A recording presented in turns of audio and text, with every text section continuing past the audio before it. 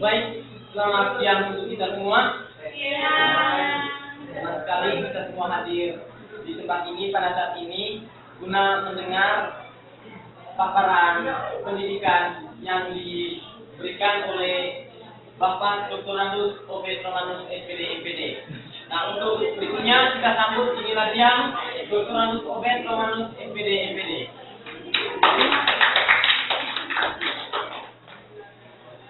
Waktu dan tempat kita persilakan kepada Bapak Romanus SPD.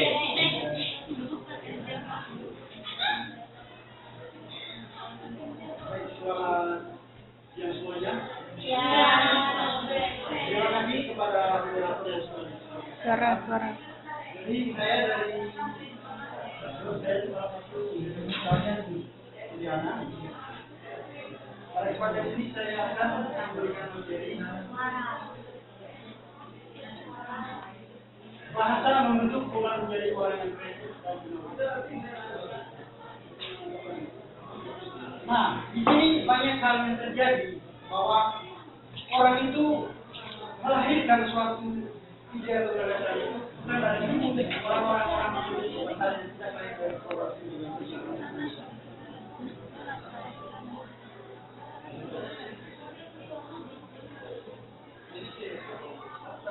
Nah, contohnya ini adalah seorang penulis besar. Seorang penulis besar ini bukan lagi dari jurusan bahasa Indonesia. Pertanyaannya mengapa? Yang itu.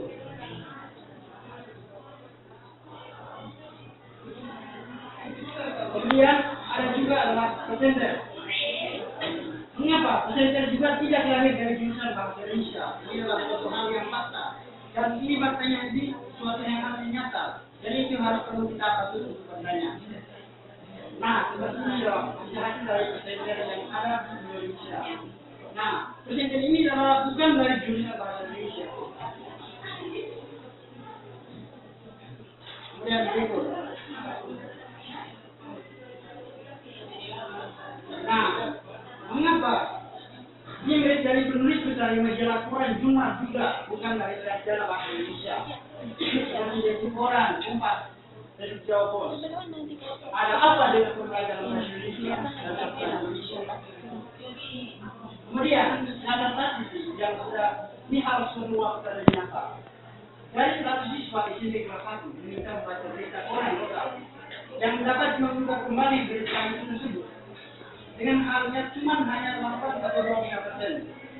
Artinya banyak hal-hal anak yang terjadi.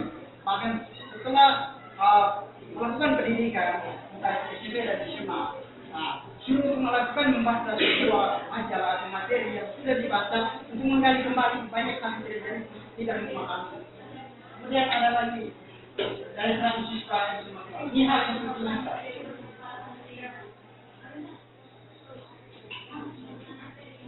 Nah, ini salah satu kelemahan para ahli dalam bentuk proposal dan bentuk laporan. Nah, kita kaya akan data dan pengalaman, tapi tidak pandai menulis.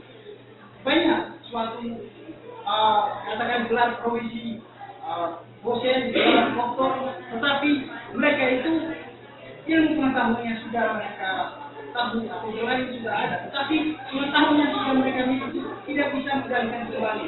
Ini harus diperhatikan dan menyadar.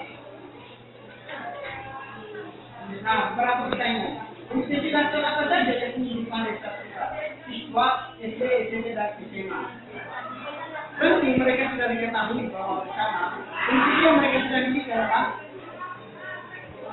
berkait dengan komunikasi. Apakah ada kesamaan dan kebijakan dari pelajar bahasa Indonesia yang bahasa? Saya rasa bisa jadi sama, tapi bisa jadi tidak. Karena ini suatu bentuk dari kalau dari bahasa. Kemudian berarti pendidikan bahasa juga perlu saling belajar dan pendidikan bahasa asing. Iya, tentu perlu kita saling belajar. Kita orang Indonesia, kita membutuhkan bahasa asing. Dan bahasa asing juga membutuhkan belajar bahasa Indonesia. Atau pendidikan dari bahasa itu harus juga menjadi ahli bahasa dan ahli bahasa. Mengapa? Apakah ahli bahasa Indonesia perlu bertukar pemikiran dengan ahli bahasa lain? Tentu, ini suatu negara Indonesia dan negara lain itu kita saling membutuhkan. Itu dalam memiliki bahasa dan sebagainya dalam bisnis. Apakah entrepreneur? Kita masih terjebak dalam pemikiran, ini suatu contoh. Nah, terjebak dalam pemikiran, intinya tidak ada, sibuk dengan barang entrepreneur. Tetapi kemampuan untuk memecahkan masalah ini tidak tersentuh. Ini hal yang contoh yang besar. Nah, marilah kita melihat di Universitas Pendidikan di Hongkong. Pelajaran itu bukanlah tujuan yang dikembangkan dalam kemampuan berkoordinasi, kemampuan berpikir bersama, kemampuan menghandle informasi dan seterusnya. Kemudian belajar tidak cukup di kelas, perlu belajar organisasi ketua atau Nah, kita ini sebagai seorang mahasiswa, tentu kita jangan hanya membatasi aja untuk melakukan pelajaran bahasa Indonesia, jangan hanya melakukan hanya di dalam kelas terbatas, tetapi kita bisa juga melakukan pembelajaran di luar kelas. Kemudian seringkali kita tergiur oleh bingkai-bingkai dalam sekolah itu sebelum dikatakan aneh-aneh, sekarang menjadi sekolah Polri. Nah, banyak hal yang terjadi dulu dan sampai sekarang tidak bisa berkembang. Mengajar bahasa Indonesia selalu belajar tidak boleh begitu, tidak boleh begitu.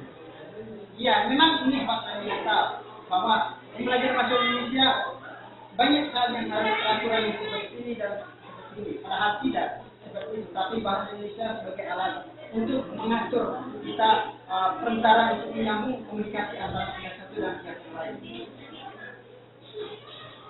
Kemudian bagaimana penulisan prodi bahasa Indonesia yang dibina oleh dosen tidak bisa mendiskusi esai, karya dan lainnya?